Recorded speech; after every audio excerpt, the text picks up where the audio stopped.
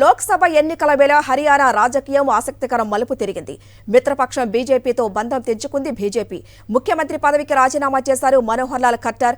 చండీగఢ్లోని రాజ్ నివాస్కు చేరుకుని గవర్నర్కు రాజీనామా లేఖ అందించారు. లోక్సభ సీట్ల సర్దుబాటు విషయంలో ఏకాభిప్రాయం కుదరకపోవడంతో రెండు పార్టీలు దూరం జరిగాయి. మరోవైపు హర్యానాలో సొంతంగా ప్రభుత్వం ఏర్పాటు చేసేందుకు రెడీ అయ్యింది బీజేపీ. 6 స్వతంత్రులతో పాటు హర్యానా లోక్ హిత్ పార్టీకి ఒక ఎమ్మెల్యే కమలదళానికి మద్దతిస్తున్నారు. 90 మంది ఎమ్మెల్యేలు ఉన్న హర్యానా అసెంబ్లీలో మొత్తంగా 48 మంది బీజేపీకి సపోర్టు చేస్తున్నారు. కొత్త ప్రభుత్వ ఏర్పాటుకు కేంద్ర మంత్రి Arjun Munda, BJP general secretary Tarun చుగ్ను పరిశీలకులుగా పంపింది బీజేపీ హైకమాండ్.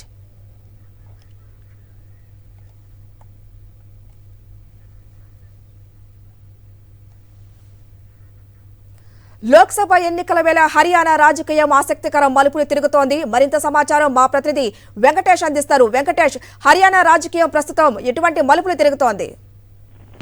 హర్యానా ముఖ్యమంత్రి మనోహర్ లాల్ ఖట్టర్ తన పదవికి రాజీనామా చేశారు.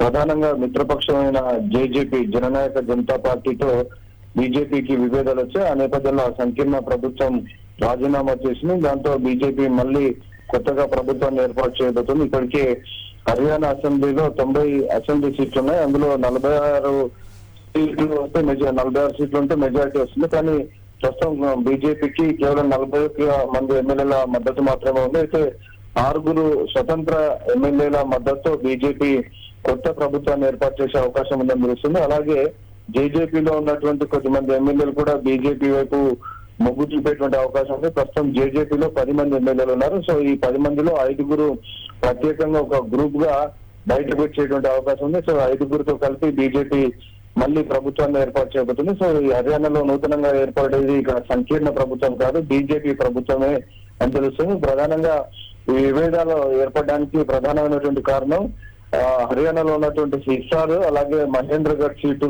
విషయంలో బీజేపీ జేజేపీ మధ్య తీవ్రమైన విభేదాలు వచ్చాయి. సో ఆ విభేదాలు కాస్త ప్రభుత్వ పతనానికి దారితీసినటువంటి పరిస్థితి. Thank you Venkatesh.